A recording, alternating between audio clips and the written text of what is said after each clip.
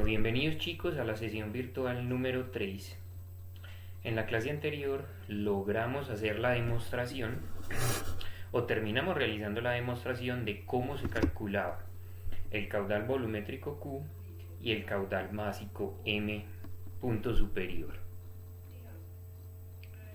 En la clase de hoy realizaremos varios ejemplos correspondientes a la aplicación de esas dos ecuaciones que demostramos de caudal volumétrico y caudal másico, y adicionalmente veremos ciertos temas importantes acerca de los tipos de líneas de flujo que existen y correspondientes a los tipos de flujo que existen: unidimensional, bidimensional y tridimensional.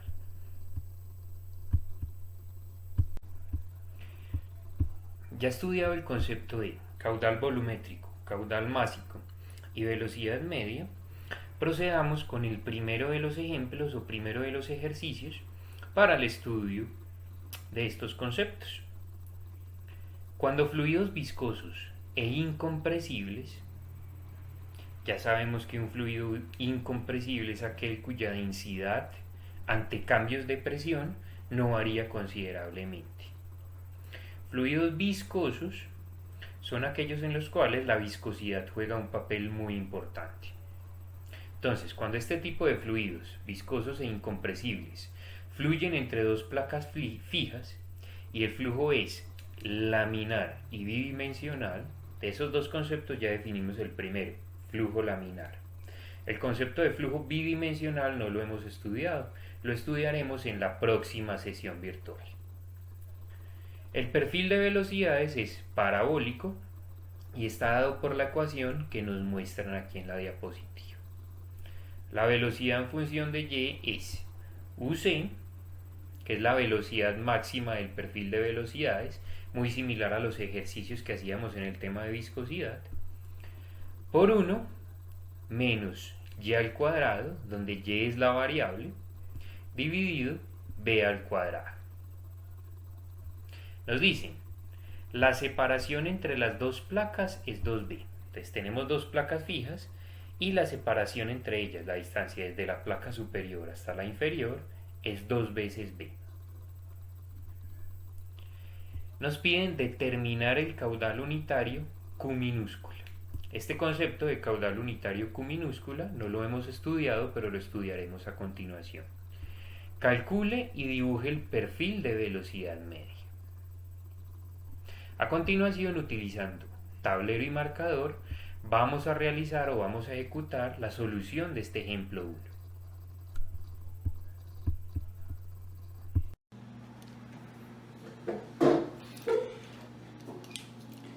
En este ejemplo tenemos entonces dos placas planas, paralelas la una a la otra, y entre las placas planas está fluyendo un fluido que va de izquierda a derecha de sus pantallas. El perfil de velocidades del flujo es de tipo parabólico y según el ejercicio nos afirma que viene determinado por esta ecuación, en la cual la velocidad U en la dirección X del plano en función de Y, que es la dirección vertical del plano, es igual a una constante UC por 1 menos la variable y al cuadrado sobre la constante b al cuadrado, donde esta constante b representa la mitad de la distancia vertical entre la placa de arriba y la placa de abajo.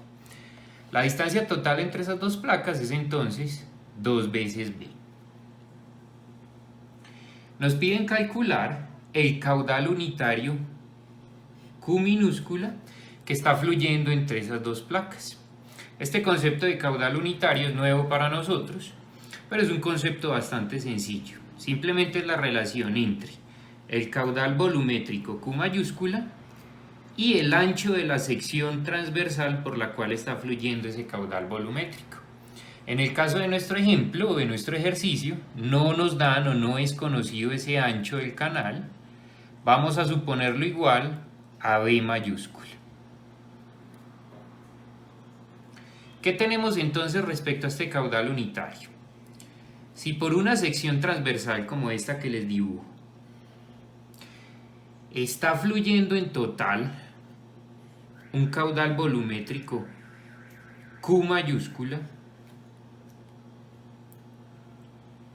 y yo divido ese caudal volumétrico Q mayúscula por el ancho B, lo que estoy haciendo es determinar de este caudal Q mayúscula cuánto pasa por una sección de ancho unitario, es decir, por una sección de 1 metro de ancho. El caudal unitario Q minúscula sería el que pasa únicamente por este pedacito de sección transversal de ancho 1 metro.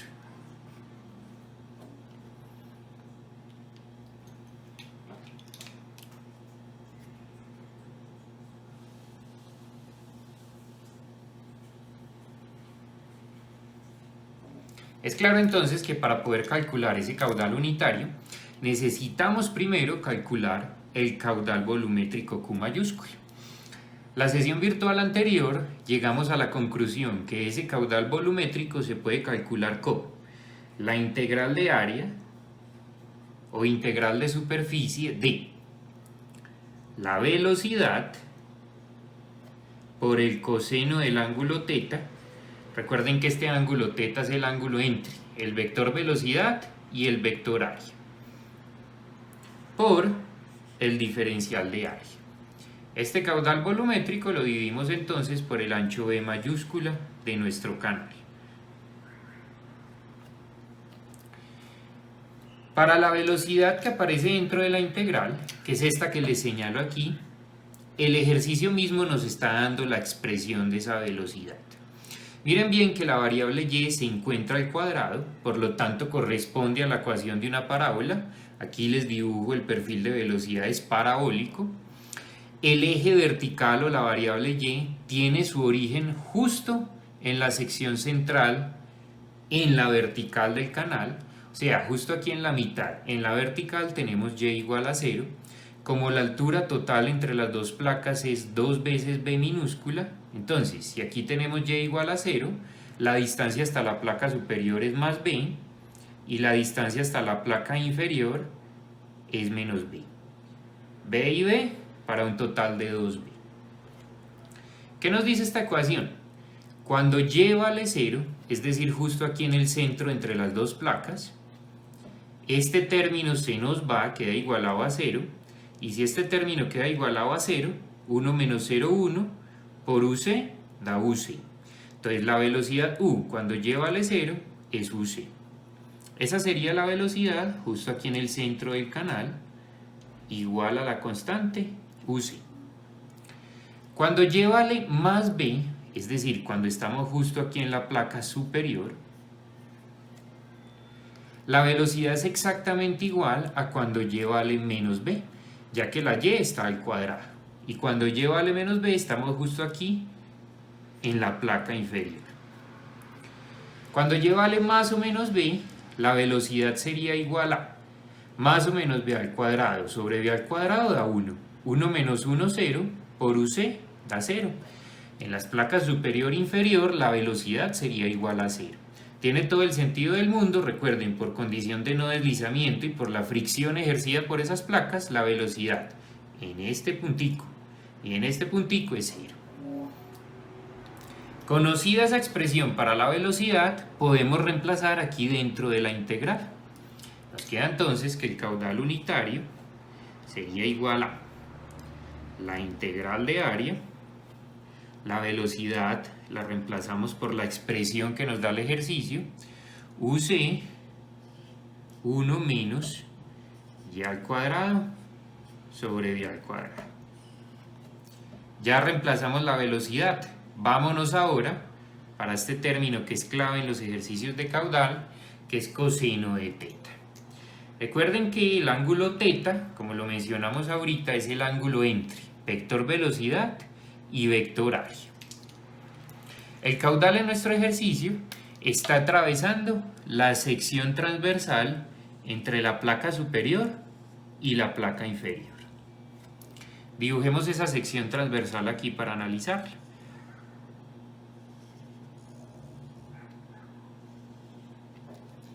Vector velocidad del flujo en esa sección transversal va en la dirección X de izquierda a derecha. cualquier vector velocidad tiene esta dirección. Y recuerden que el vector área siempre es perpendicular a la superficie que representa. En este caso esta superficie, su vector área, iría también de izquierda a derecha. Perpendicular. Como ambos vectores son paralelos, nos queda que θ es igual a 0 grados y coseno de 0, 1.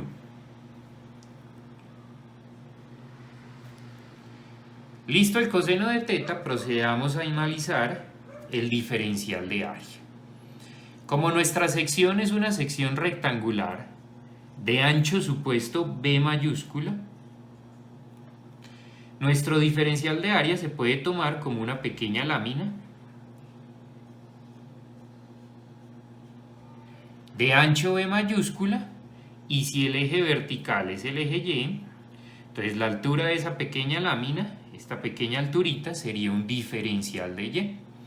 Por lo tanto, nuestro diferencial de área se podría expresar como B por dy.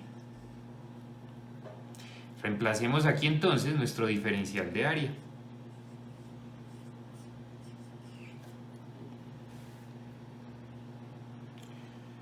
Importante respecto a estos diferenciales de área. Miren bien que la velocidad es función de una sola variable. En este caso, la variable y. Por lo tanto, yo tengo la libertad de que mi diferencial de área solo quede en función de esa única variable, es decir, en función del dy. Supongan que el ejercicio fuera diferente. Hagamos aquí un pequeño apartado. Ejemplo aparte.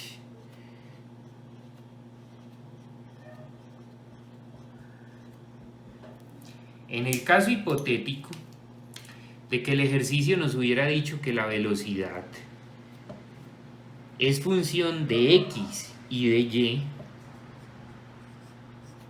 voy a inventar una ecuación cualquiera. UC por x menos y al cuadrado sobre y al cuadrado. Es decir, ya no tenemos una única variable y, sino que tenemos dos variables, x y y.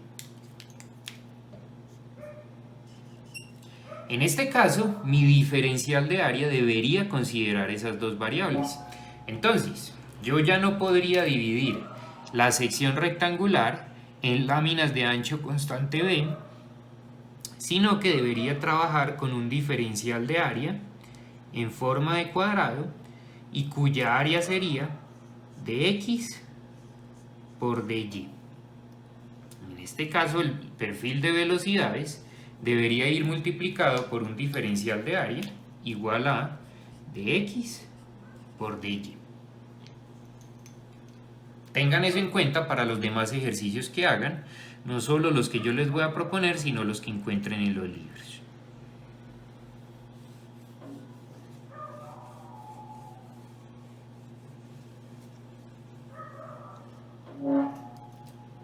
Retomando el ejercicio, ya tenemos listo nuestro diferencial de área, B por dy. Simplemente nos falta dividir por el ancho constante B.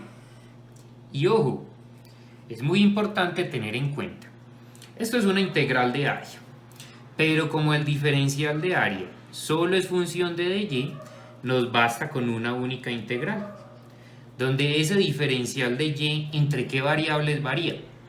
El de y va desde la parte inferior de las placas, menos b, hasta la parte superior o hasta la placa superior, donde y vale más b. Ya tenemos nuestra integral lista. Es una integral de las sencillas. Ustedes tranquilamente pueden proceder a resolverla. Les recomiendo que paren el video unos 5 o 10 minutos y terminen esta integral. Yo les voy a dar la respuesta de una vez. Después de carpintería y de un procedimiento matemático, obtendrían que el caudal unitario es exactamente igual a 4 veces la constante UC por la B minúscula sobre 3. Resuélvanlo ustedes y verifiquen que obtengan esta misma respuesta. Ojo a las unidades. Tiene unidades de caudal sobre ancho. Recuerden que las unidades de caudal Q mayúscula volumétrico son metros cúbicos sobre segundo dividido el ancho B, que tiene unidades de metro. Esto se podría simplificar a metros al cuadrado sobre segundo. Sin embargo, no me gusta hacerlo porque estos son unidades de aceleración y el caudal unitario no tiene absolutamente nada que ver con la aceleración. Entonces, la verdad, prefiero que lo dejen así. Es indicativo de caudal unitario, ya que nos está diciendo cuántos metros cúbicos por segundo están pasando por una sección de ancho unitario 1 metro.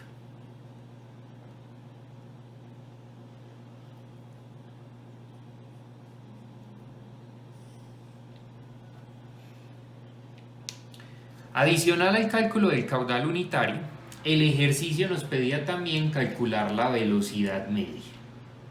Retomando las ecuaciones y las fórmulas de la clase anterior, recuerden que esa velocidad media se puede calcular como la relación entre el caudal volumétrico Q mayúscula dividido el área de la sección transversal por coseno de teta. Esa fue la formulita que demostramos en la sesión anterior. Si reemplazamos,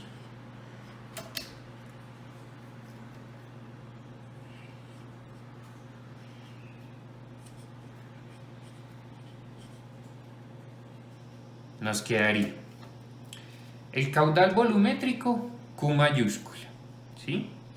Tenemos el caudal unitario, pero recuerden que si caudal unitario es caudal volumétrico sobre B, entonces caudal volumétrico sería caudal unitario por B.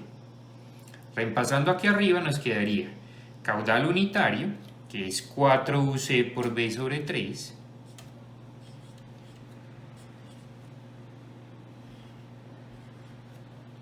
que multiplica B mayúscula. Hago énfasis, aquí tenemos caudal unitario, al multiplicar por B mayúscula tendríamos caudal volumétrico. Todo esto es caudal volumétrico.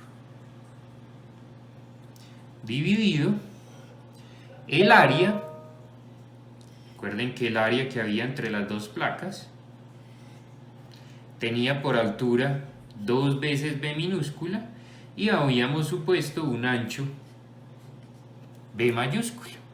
Entonces el área sería base por altura. Y coseno de teta, recuerden, ángulo teta entre velocidad y área, 0 grados.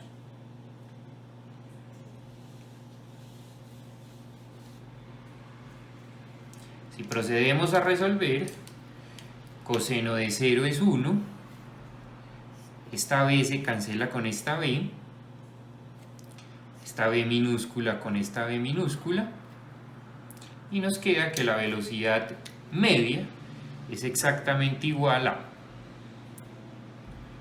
2 veces UC sobre 3, es decir, 2/3 partes de la velocidad máxima UC. El ejercicio no solo nos pedía calcular la velocidad media, sino también dibujar el perfil de velocidades medias. Si el perfil de velocidades real tenía forma parabólica y su velocidad en el centro era UC,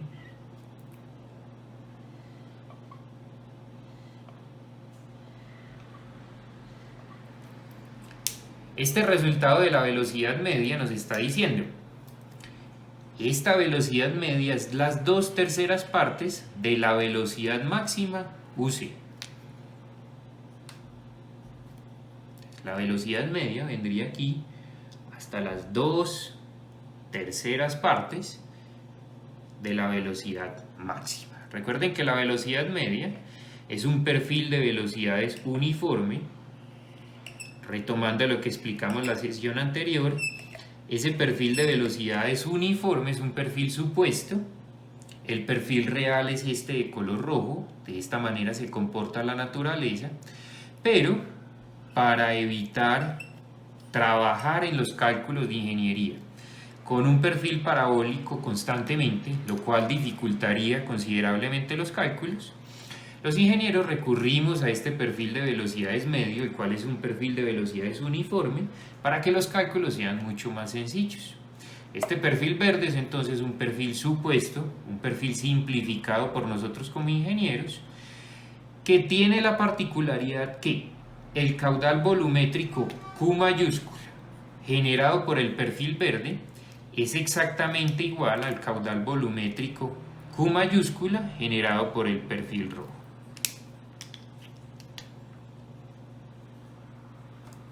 Así damos por terminado este ejemplo. Veamos entonces cómo se definen o cómo se pueden determinar las propiedades de los tres tipos de flujo que hay: unidimensional, bidimensional y tridimensional.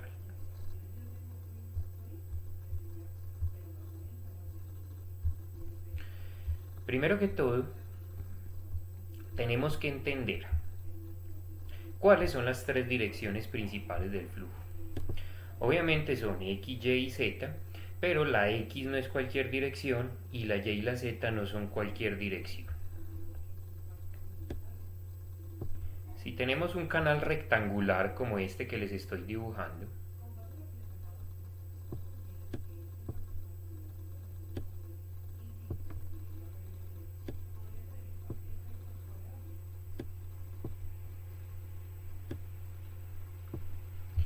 siempre, chicos, la dirección del flujo va a ser la dirección X, es la dirección en la cual se está moviendo el fluido, y las direcciones Y y Z van a ser las direcciones transversales al movimiento del flujo.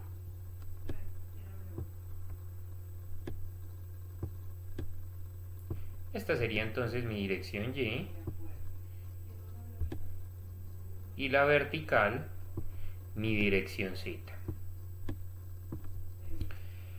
Con la Y y la Z pueden jugar, o sea, pueden trabajar con la Y como dirección vertical y la Z como dirección horizontal.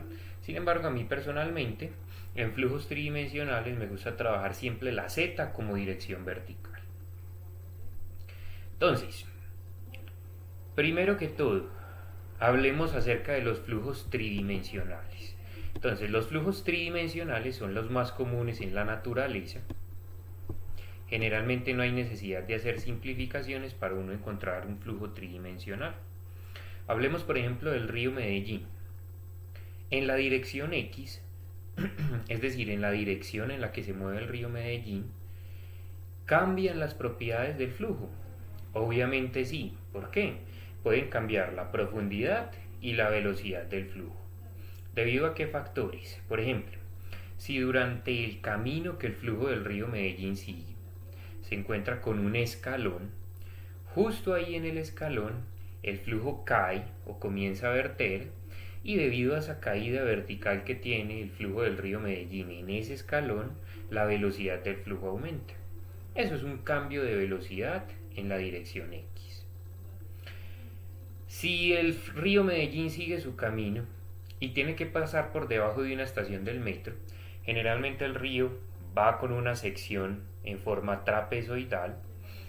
Miren por favor aquí en la parte inferior derecha de sus pantallas, pero cuando se mete por debajo de la estación del metro, los muros laterales generalmente hacen esto y se convierten en una sección rectangular. Lo que ocurre en ese cambio de sección de trapezoidal a rectangular es que como el flujo tiene menor área para fluir, generalmente la superficie libre del río Medellín aumenta.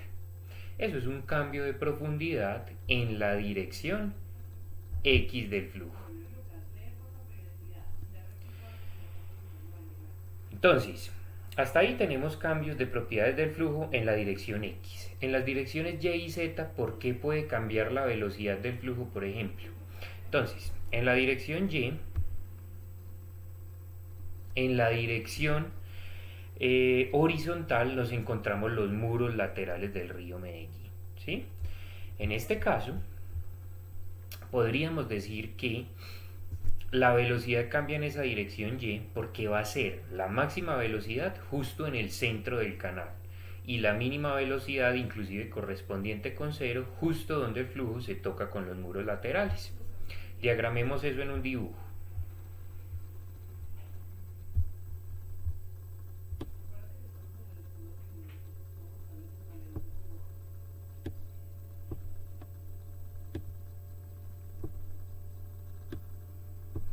Generalmente esta es la sección transversal del río Medellín. Por aquí viene el flujo. Esta es la superficie libre del fluido como tal.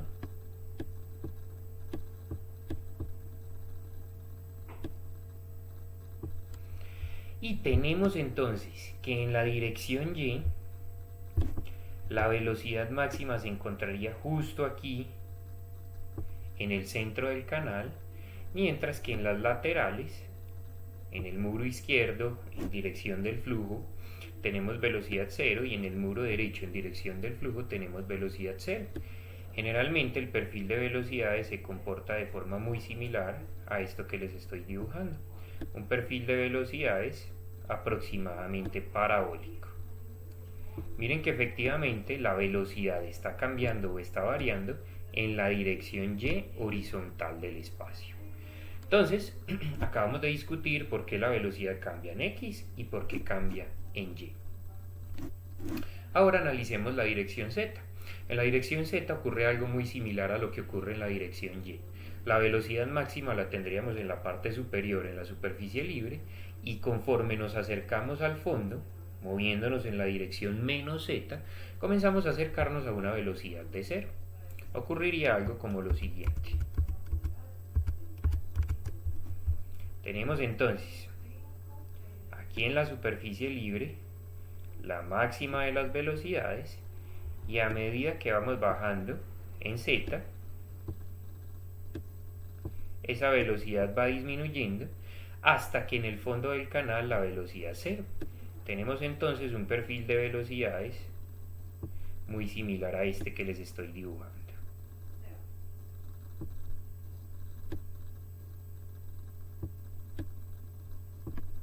Un perfil aproximadamente parabólico que pasa de ser máximo arriba a ser mínimo abajo. Eso es una variación de velocidad en la dirección Z. Justo ahí en el río Medellín tenemos un ejemplo de flujo tridimensional con variación de las propiedades del flujo en las tres dimensiones espaciales. Ahora bien, ¿cuándo en la naturaleza tenemos un flujo bidimensional? Con base a la definición de tridimensional ya podemos deducir la de bidimensional.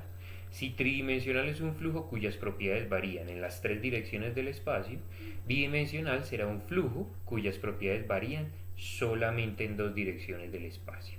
Pero no pueden ser dos direcciones cualquiera. La X siempre es fija, muchachos. Es decir, permitan que el flujo siempre varía en la dirección X. Un flujo bidimensional va a ser entonces aquel que varía en la dirección X y en una de las dos direcciones transversales. Es decir, varía en X y Y o en X y en Z.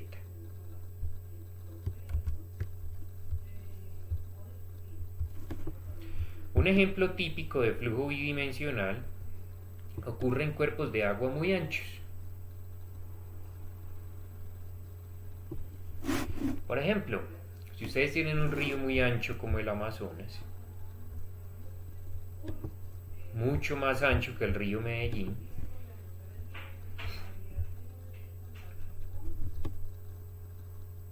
parte izquierda del río Amazonas, parte derecha del río Amazonas. Vamos a simplificar la sección transversal de este río de forma rectangular.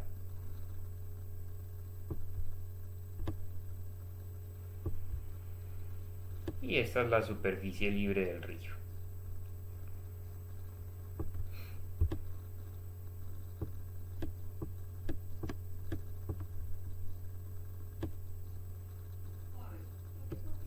Entonces, obviamente, en la dirección X del flujo, la velocidad y la profundidad del río Amazonas pueden variar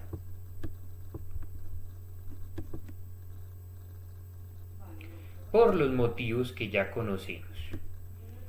Permítanme, muevo esta parte del video para que ustedes puedan observar lo que estoy dibujando.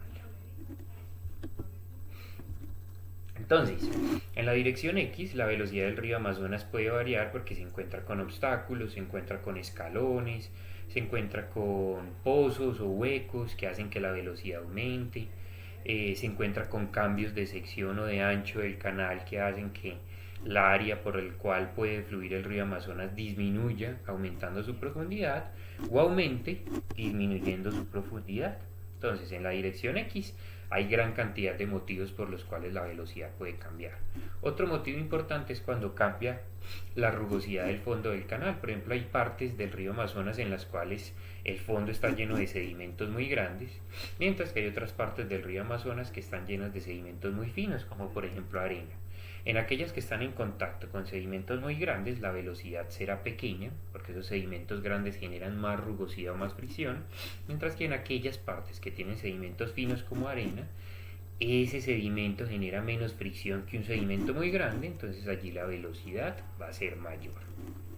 Esos son varios motivos por los cuales puede variar la velocidad en la dirección X.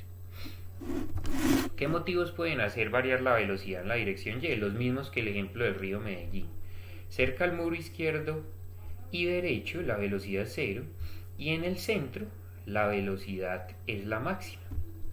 Sin embargo, como el río es tan ancho, ocurre algo como lo siguiente.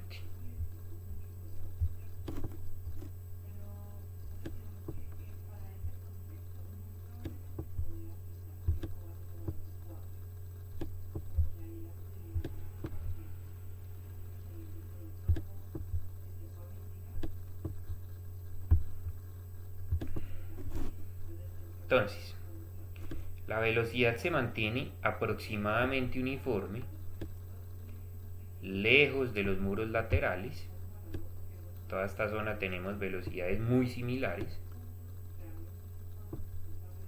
¿Por qué? Porque el efecto de la fricción con los muros laterales no se alcanza a sentir en esta zona central del canal. En cambio, esa velocidad, conforme nos acercamos a los muros laterales, va bajando de forma parabólica, tal cual les acabo de dibujar. Igual acá, baja de forma parabólica hasta hacerse 0 justo en el muro lateral. En ese caso tenemos que la velocidad en la dirección Y es variable. Sin embargo, si solo nos interesa analizar este tramo del río, desde aquí hasta acá, es decir, si solo queremos analizar esta porción del río, ¿por qué nos interesaría analizar solo esa porción del río? Por ejemplo, porque estamos analizando la navegabilidad del río como tal, ¿sí? Entonces solo nos interesa analizar la hidráulica o la hidrodinámica de esta porción del río por donde efectivamente van a pasar los barcos. O también porque justo aquí nos interesa ubicar o localizar las pilas de un puente. Pila 1, pila 2 y pila 3 del puente, ¿sí? Todas las pilas están en esta porción del río, no hay ninguna cerca a los muros laterales, entonces solo nos interesa analizar esa porción achurada de color rojo.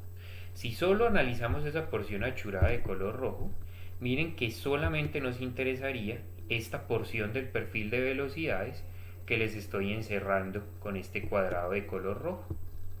Si solo nos interesa esa porción de las velocidades, miren que justo allí la velocidad en la dirección Y no está cambiando, ¿sí? Entonces la velocidad en Y es constante, la velocidad en Z sí cambia porque es máxima en la superficie libre y se va haciendo 0 conforme nos acercamos al fondo, y la velocidad en la dirección X sí cambia por lo que veíamos ahorita, cambios de rugosidad, cambios de sección transversal, obstáculos, saltos, pozos, etc. Por lo tanto tenemos cambio en dirección Z, cambio en dirección X, pero en la dirección Y la velocidad es constante o uniforme, tal cual les muestro ahí en el cuadradito rojo que les acabo de encerrar. Entonces el flujo solo está cambiando en dos direcciones del espacio y por lo tanto ya no tenemos un flujo tridimensional, sino un flujo bidimensional.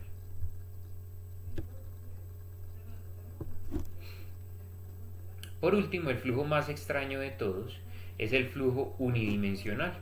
En realidad, flujos unidimensionales no es factible encontrarlos en la naturaleza. Generalmente hablamos de flujos unidimensionales como una simplificación que hacemos los ingenieros.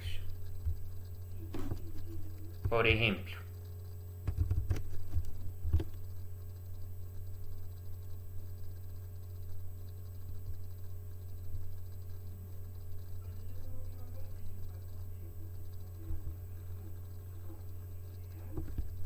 generalmente cuando los ingenieros realizamos diseños de flujos en tuberías, un tubo de sección circular por ejemplo, por el cual va a fluir el agua del acueducto, en realidad el flujo es tridimensional. ¿Por qué? En la dirección X del flujo la velocidad puede cambiar, porque generalmente estos tubos tienen cambios de dirección, se encuentran con codos, con accesorios que hacen que la velocidad y la dirección del flujo cambien. Entonces la dirección X nuevamente en flujos unidimensionales es fija, el flujo siempre va a cambiar en X. En las direcciones Y y Z transversales obviamente la velocidad cambia, porque en las direcciones Y y Z aparecen los muros o las fronteras sólidas de ese tubo circular. Entonces la velocidad va a ser máxima en el centro del tubo y conforme nos acercamos a las paredes laterales del tubo la velocidad va haciéndose cero. Entonces realmente es un flujo tridimensional. Pero los ingenieros trabajamos con velocidades medias en las tuberías, es decir, convertimos los perfiles parabólicos que uno encuentra en esas tuberías en perfiles unidimensionales, muy similar a lo que acabamos de hacer previamente en el ejemplo 1 de clase. Entonces, cuando trabajamos con velocidades medias, estamos suponiendo que la velocidad en una sección transversal como esta que les estoy achurando, es la misma en todos los puntos, ¿vale? Esto es una simplificación para hacer más fácil los cálculos ingenieriles, ¿vale? Pero en realidad el flujo es un flujo tridimensional, simplemente lo convertimos en un flujo 1D para que los cálculos ingenieriles sean mucho más fáciles. Entonces, cuando veamos Bernoulli, que es el próximo, lo veremos en los próximos dos temas, vamos a ver que en flujo en tuberías la velocidad en la dirección X va a cambiar, pero en las direcciones Y y Z trabajamos con velocidad media, es decir, con la misma velocidad en toda la sección transversal. Eso es un flujo unidimensional. Las propiedades del flujo cambian en X, pero no cambian ni en Y ni en Z.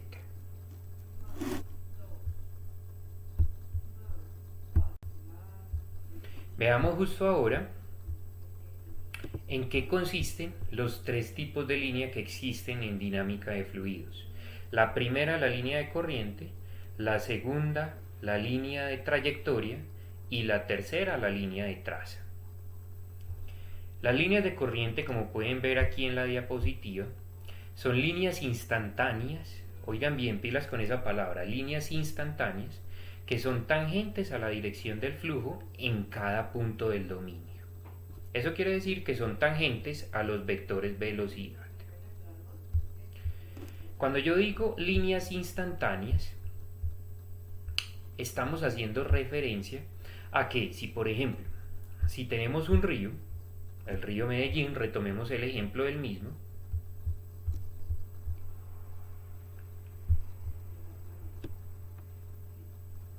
y le tomamos una foto al río Medellín, mirándolo en planta, es decir, mirándolo desde arriba, entonces, como le tomamos una foto, es decir, como congelamos el tiempo, por eso decimos que es una línea instantánea, es en un instante de tiempo fijo.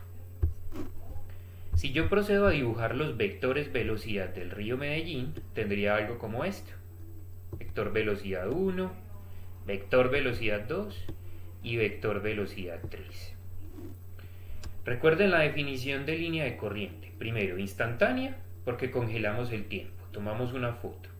Y segundo, es tangente a la dirección del flujo o tangente a los vectores velocidad.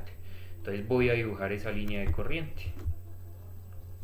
Tangente a este primer vector velocidad, tangente al segundo vector velocidad y tangente al tercer vector velocidad.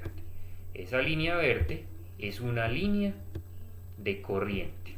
Es importante discutir este concepto de línea de corriente, a qué se asemeja más, si a un enfoque euleriano o a un enfoque lagrangiano. Ojalá pararan el video en este momento y analicen con base en lo que vimos en la sesión virtual anterior, línea de corriente a qué correspondería más, lagrangiano o euleriano.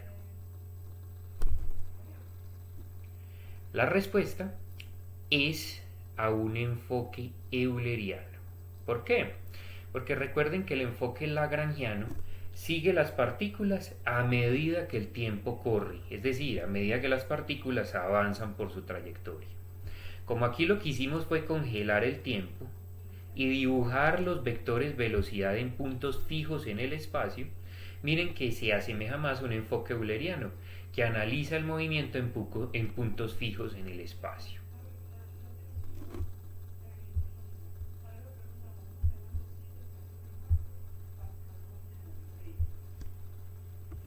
A continuación en las diapositivas se encuentran con este ejemplo 2. Este ejemplo 2 es un ejemplo que yo generalmente doy en unos cursos de mecánica de fluidos un poco más avanzados y en los cuales hay más tiempo para ahondarnos en este tema de cinemática. Sin embargo, por los alcances de nuestro curso en la Universidad de Medellín, obvien este ejemplo 2 por favor. Obviamente quien esté interesado o curioso al respecto tiene toda la libertad de preguntar. Continuemos con este concepto de tubo de corriente. Es una superficie conformada lateralmente por líneas de corriente. Y ojo a su característica principal, garantiza que la masa de fluido que entra por una superficie sale por otra. Les hago la siguiente pregunta. ¿Por qué en un tubo de corriente una partícula que va por la frontera no entra ni sale del tubo de corriente? Analicemos entonces este concepto de tubo de corriente de la siguiente manera.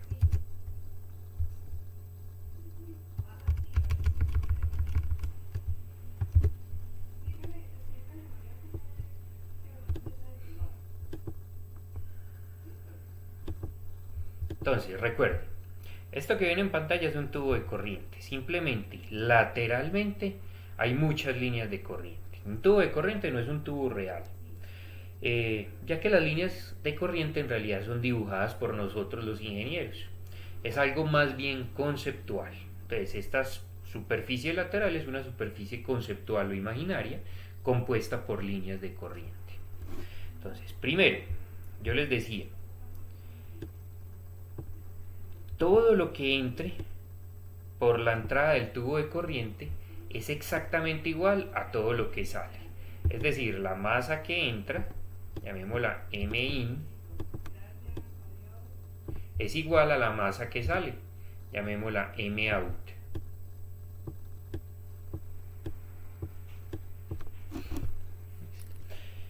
¿Por qué podemos garantizar eso? Para garantizar eso debemos dar respuesta a esa pregunta que les hice en las diapositivas.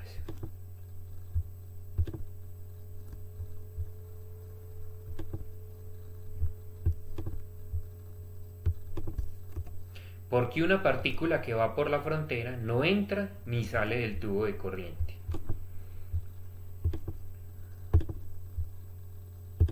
Entonces, recuerden que estas líneas de corriente que ven en pantalla siempre son tangentes a los vectores velocidad. Entonces voy a dibujar, por ejemplo, los vectores velocidad correspondientes a la parte inferior del tubo de corriente. Todos tangentes a la línea de corriente. ¿Qué implicación tiene esto? Que si hay una partícula de fluido que está siguiendo esta trayectoria, es decir, que va en camino o en dirección a meterse dentro de nuestro tubo de corriente, inmediatamente intenta entrar Al chocarse con esta línea de corriente de la frontera del tubo de corriente, como el vector velocidad ahí va hacia la derecha, su trayectoria inmediatamente cambia y sigue esta dirección. Es decir, nunca puede entrar al tubo de corriente. Y si dentro del tubo de corriente hay una partícula de fluido que está siguiendo esta trayectoria, es decir, quiere salir del tubo de corriente, inmediatamente intenta salir, se choca con esta línea de corriente y miren que ahí la velocidad tiene esta dirección. Eso le impide salir del tubo de corriente. Conclusión, nada entra ni nada sale del tubo de corriente. Por lo tanto, la masa que entra al tubo de corriente es exactamente igual a la masa que sale.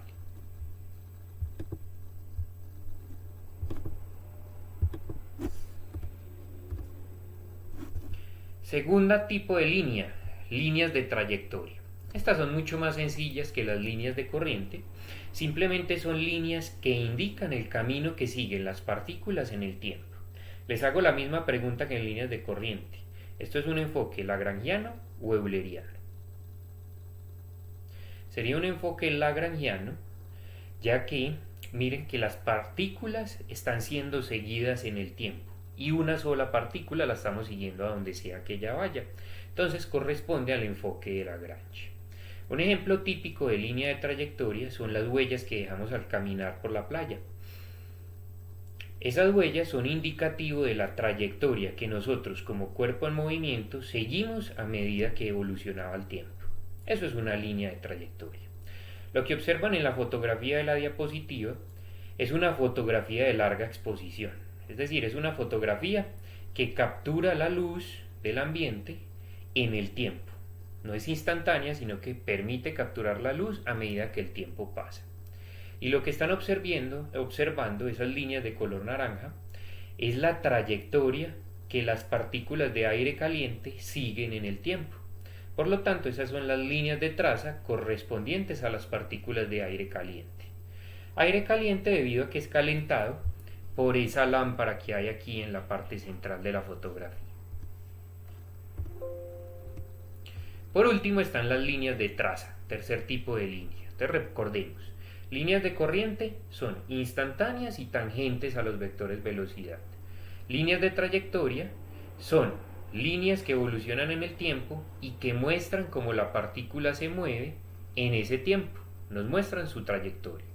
Y tercero, las líneas de traza son líneas que se conforman por todas las posiciones de aquellas partículas que previamente pasaron por un punto en común. Ejemplo, el humo de un cigarrillo. Si ustedes le toman una fotografía al humo de un cigarrillo, lo que tienen es las partículas de las posiciones de todas las partículas de humo que previamente pasaron por un punto en común. ¿Qué punto en común? Pues la punta del cigarrillo por la cual está saliendo el humo. Aquí en la fotografía les muestro este señor que está disparando aire teñido con anilina de color gris sobre la superficie del vehículo para determinar qué tan aerodinámico es el mismo o qué tanta resistencia ejerce el viento sobre el vehículo a medida que éste se mueve. Todas esas partículas de color gris que estamos observando en la fotografía son un conjunto de líneas de traza. ¿Por qué? Porque nos muestran las posiciones de todas esas partículas de aire teñidas con anilina gris que previamente pasaron por un punto en común. ¿Cuál sería el punto en común? La boquilla de la manguera del ingeniero que está disparando esas partículas sobre la superficie del vehículo. Con esto damos por terminado los tipos de líneas que hay en fluidos, que hay en dinámica de fluidos más específicamente. A continuación, observen la solución del ejercicio 7, numeral E, del taller SM que les monté en la plataforma virtual. Adicional a ese taller, les recomiendo que hagan los siguientes ejercicios.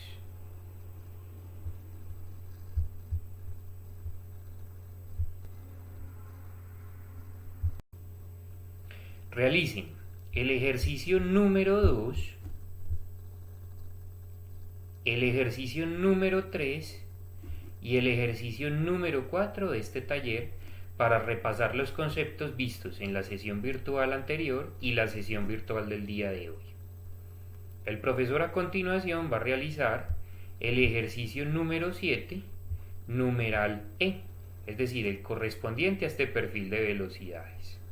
Este es el perfil de velocidades más complejo que encuentran en este ejercicio. Ya con eso quedan con muy buenas herramientas y bases para solucionar ustedes mismos los ejercicios 2, 3 y 4 y los numerales A, B, C y D de este ejercicio número 7. Si tienen dudas, los espero en el grupo de Microsoft Teams para resolverlas.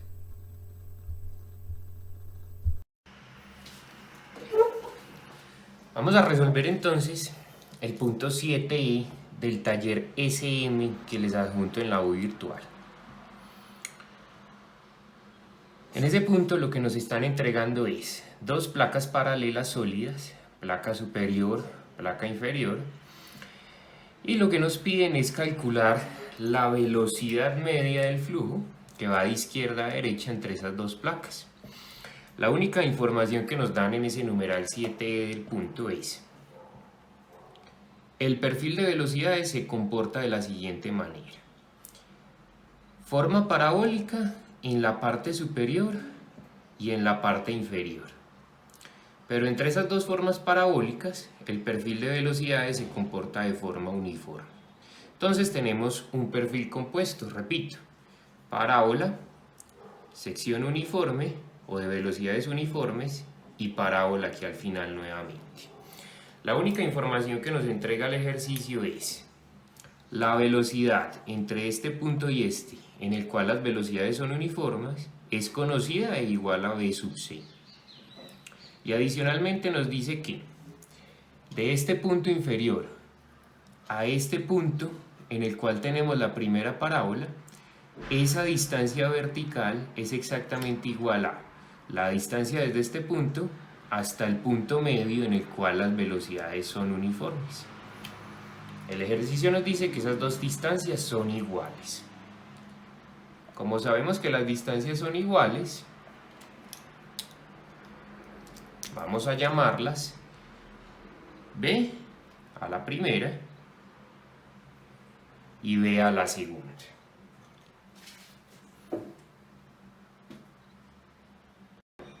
Tenemos entonces que esta distancia entre el punto medio y la parábola superior también es B, y la distancia obviamente vertical que comprende la parábola superior también es B. En total acabamos de suponer que la altura completa o la distancia vertical entre la placa superior e inferior es 4 veces B.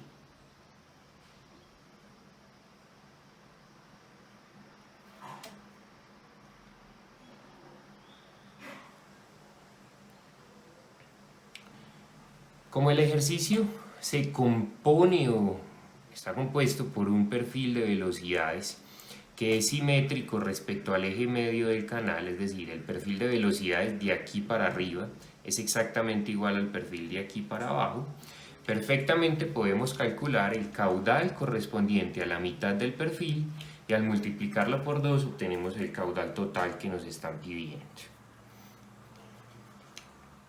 Comencemos entonces. Respecto a la parábola, no nos están dando la ecuación de la misma. Por lo tanto, parte del ejercicio es deducir o proponer una ecuación para ese perfil de velocidades parabólico. La ecuación paramétrica para cualquier parábola se puede definir de la siguiente manera. La velocidad parabólica en función del eje Y, siendo nuestro eje Y, o teniendo nuestro eje Y, su origen justo en el punto medio del canal, y este crece hacia arriba en la vertical, sería igual a un parámetro A por la Y al cuadrado, más una constante C. Por lo tanto, para determinar la ecuación de la parábola, nos tenemos que concentrar en determinar las constantes A y C. Para determinar esas constantes A y C necesitamos condiciones de frontera. ¿De qué estamos seguros o cuáles serían nuestras condiciones de frontera? Cuando y vale más b, es decir, y igual a 0 justo aquí y y igual a más b justo acá, sabemos que la velocidad en ese punto más b es exactamente igual a b sub c. Necesitamos una segunda condición de frontera ya que tenemos dos incógnitas. Cuando y vale más 2b, o sea cuando estamos en la placa superior, justo en este punto, sabemos que la velocidad por condición de no deslizamiento es 0.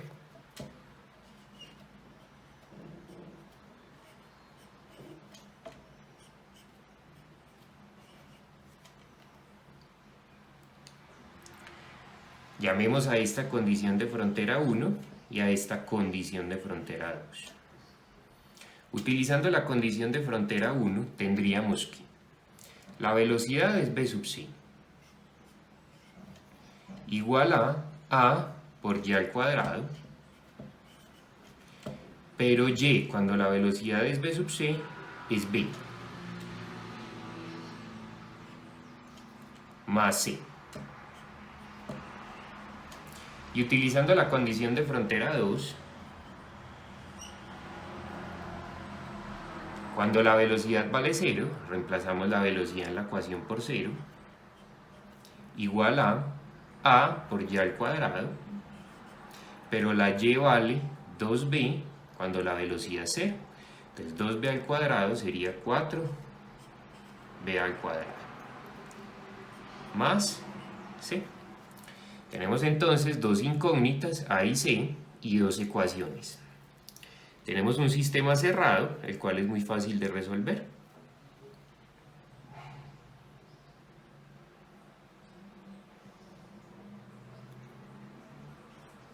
De la ecuación 2 tenemos que C es igual a, pasando esto a la izquierda, menos A por 4 veces b al cuadrado, y reemplazando en 1,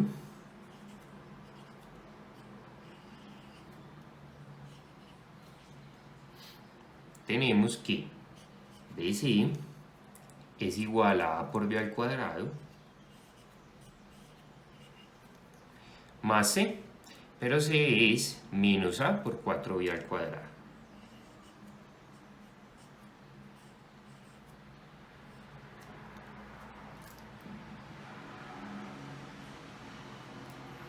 Nuestro objetivo a partir de esta ecuación es entonces despejar nuestra incógnita a. Si sacamos factor común a y despejamos, obtenemos que a sería igual a b sub c, conocida, dividido b al cuadrado menos 4b al cuadrado. Simplificando tendríamos menos b sub c sobre b al cuadrado menos 4b al cuadrado, que es menos 3b al cuadrado.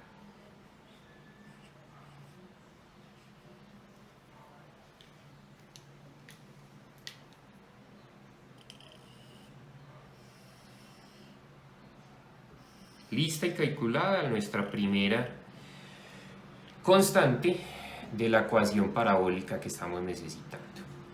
Nos falta calcular el valor de C.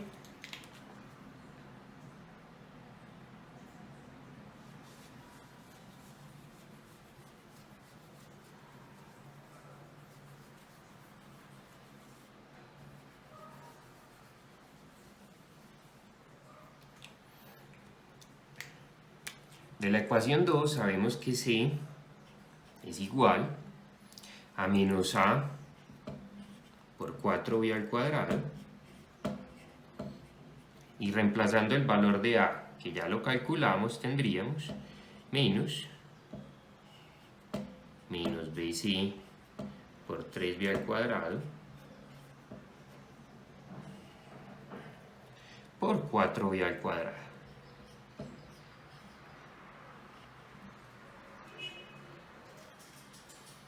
Permítanme ir escribiendo aquí en esta parte superior lo que vamos encontrando.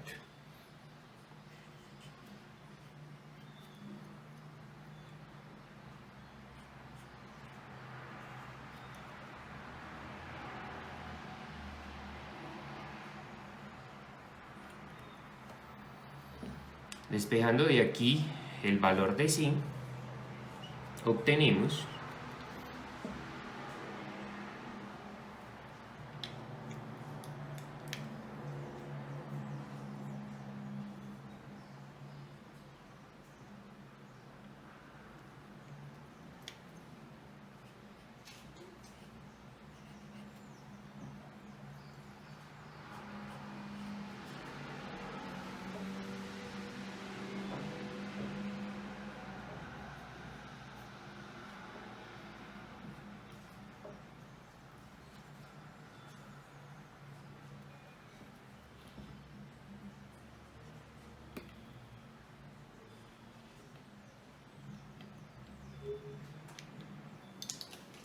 ya teniendo nuestras constantes A y C, simplemente reemplazar en la ecuación y tenemos lista la ecuación de la parábola.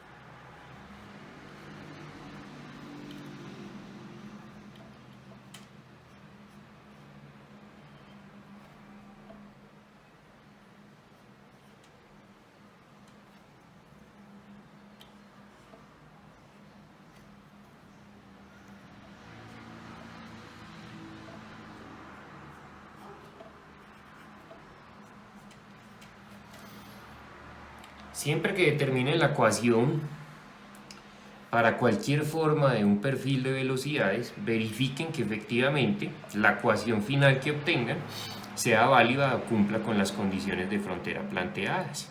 Entonces, simplemente reemplacen en esta ecuación y por más b y verifiquen cuánto da la velocidad.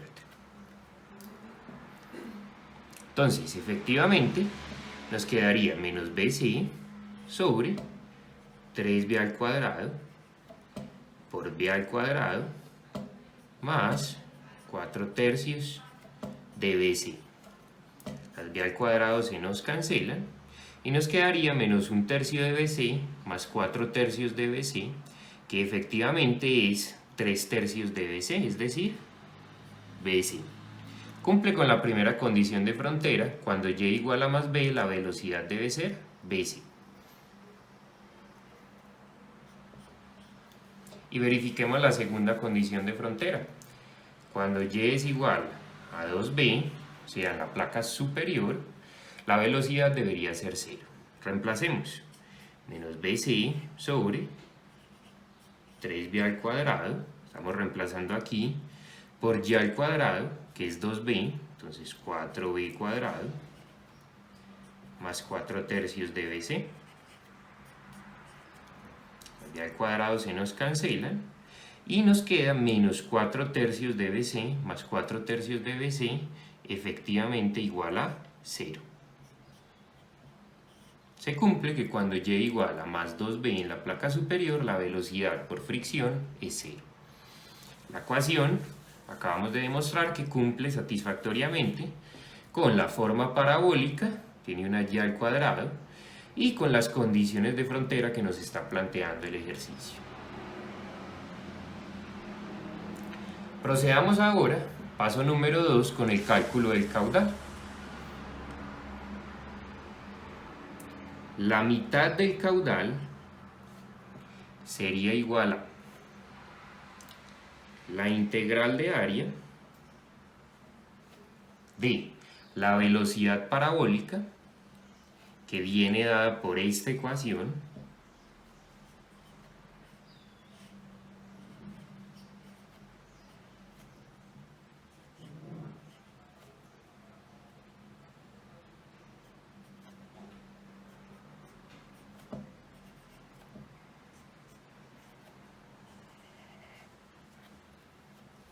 por el coseno de teta.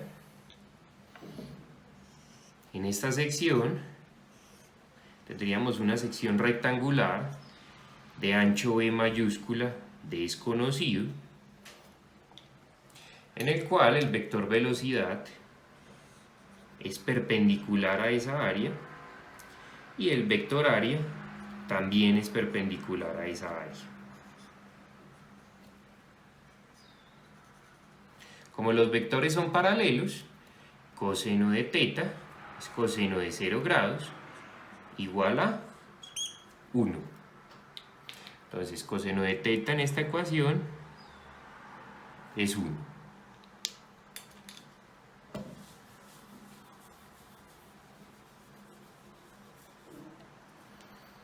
Que multiplica al diferencial de área. Igual que hicimos en el primer ejemplo de la clase, si tenemos una sección de ancho uniforme, ¿por qué sé yo que el ancho es uniforme? Porque nos están diciendo que el flujo es bidimensional entre esas dos placas. Ya sabemos lo que es un flujo bidimensional. Es un flujo en el que la velocidad varía en el eje Y, en el que la velocidad puede variar en el eje X, en el eje de la dirección del flujo, pero que en la dirección Z no tiene ningún cambio. Creo que aquí es más conveniente, corrijo, llamar al eje vertical Z y al ancho Y. Cuando nos dicen que el flujo es bidimensional, básicamente nos están diciendo que ese perfil parábola, uniforme, parábola se replica exactamente igual en todo el ancho de la sección. Es decir, si dibujamos el mismo perfil aquí atrás, tendríamos exactamente lo mismo: parábola, uniforme, parábola.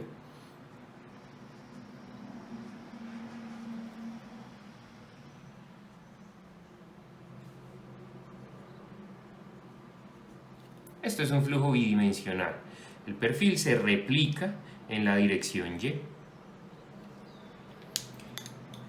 Como no nos están dando el ancho perpendicular al tablero, vamos a suponer que ese ancho es B mayúscula, y que por lo tanto nuestro diferencial de área,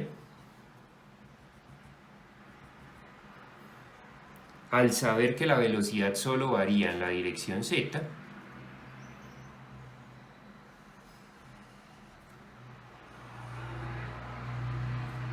sería una franja de ancho constante B y cuya altura es un diferencial. Aquí cometí un error al cambiar estas direcciones de los ejes. Como desde el principio habíamos definido nuestro eje vertical como Y, entonces creo que lo más conveniente era dejarlo como al principio. Eje vertical y eje perpendicular al tablero o en la dirección del ancho de la sección es Z. Por lo tanto, el alto de nuestro diferencial de área sería un diferencial de Y. Cambiemos entonces nuestro diferencial de área en la ecuación por B por dy, y como el diferencial de nuestra integral es un diferencial de Y, los límites de nuestra integral serían, teniendo en cuenta que esta integral solo está considerando el perfil parabólico, es decir, este que les voy a remarcar aquí arriba, únicamente la parábola que va de este punto a este punto, entonces los límites deben ir entre esos dos puntos. Aquí la y vale más b y aquí la y vale más 2b.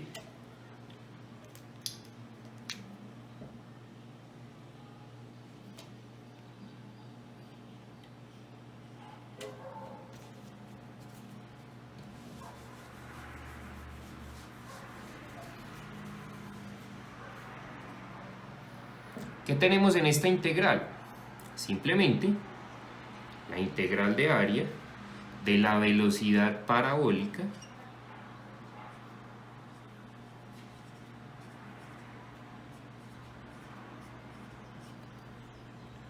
por coseno de teta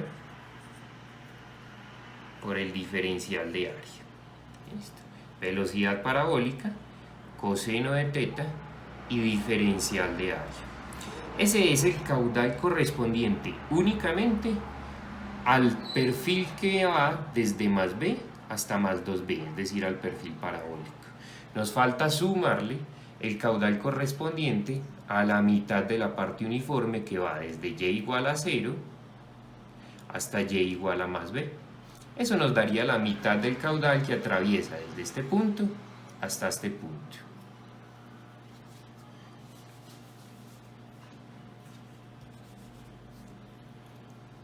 Continuemos. Nos falta sumarle la integral de área de la velocidad entre 0 y b, que es uniforme igual a bc. Como esta velocidad bc es una constante, tranquilamente la pueden sacar de la integral por coseno de teta. Nuevamente el ángulo teta es igual al que acabamos de analizar, coseno de 0 grados, es decir, 1. Y por el diferencial de área, que sería exactamente igual al de esta sección, b por dy, donde el dy varía desde 0 hasta b.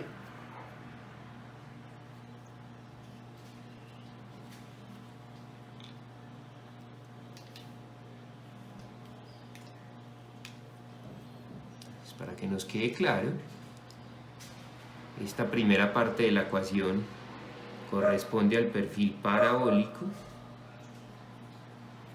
que va desde b hasta 2b, y esta segunda parte de la ecuación corresponde al perfil uniforme, a la mitad del perfil uniforme, en el que la velocidad es bc, que va desde y igual a 0 hasta y igual a más b. Obviamente eso sería únicamente la mitad del perfil, por eso coloqué el caudal sobre 2. De tarea les queda resolver estas dos integrales, que son integrales sencillas, simples, se resuelven por los métodos básicos de cálculo integral, y ese resultado lo multiplican por 2 y ese sería el caudal total obtenido. Como lo que el ejercicio nos está pidiendo, el ejercicio 7i, es la velocidad media, después de resolver la integral y multiplicarla por 2, la velocidad media sería igual al caudal que obtienen sobre el área por coseno de teta. Aquí en el caudal reemplazan por lo que obtuvieron desde despeje en esta ecuación. El área de la sección, recuerden, es de ancho B mayúscula y la altura es 1, 2, 3, 4 veces B.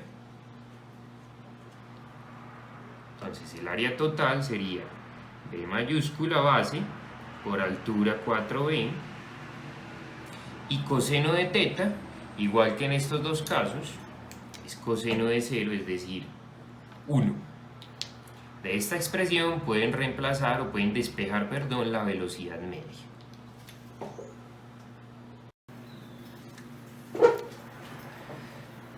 Después de resolver la integral o las dos integrales propuestas, deben llegar a la respuesta de que el caudal volumétrico total que atraviesa entre las dos placas es igual a 28 novenos de la velocidad máxima v sub c por el ancho asumido B mayúscula por B minúscula. Y finalmente la velocidad media sería igual, como les dije anteriormente, a ese caudal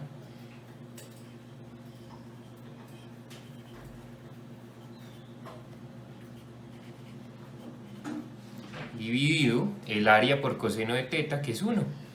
El área es el ancho asumido por la altura, que es 4b.